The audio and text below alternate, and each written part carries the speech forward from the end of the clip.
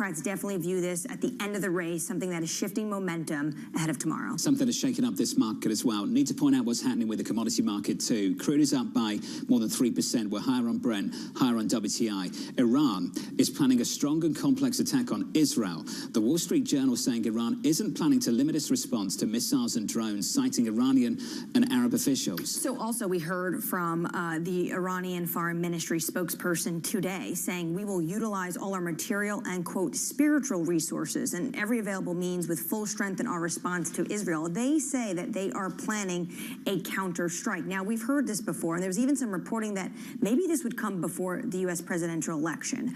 I don't think Tehran is going to make that move ahead of a very consequential presidential election when, if you look into how the Biden administration viewed Tehran, how the Trump administration already governed in the past, according to Tehran, you would think that they would actually want a continuation of the president instead of going back to a Trump administration. But what the Wall Street Journal says is that there's going to be a response at some point. Yeah, and a lot of people are wondering whether the U.S. gets involved if there is a response pretty directly, especially because the U.S. came out and said, listen, we restrained Israel the first time around. We're not going to be able to do it this next. Brent crude is back at 75.31.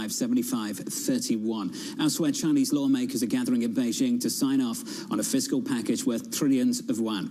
The meeting is expected to round out the country's largest effort to lift growth since the pandemic, but it may be months before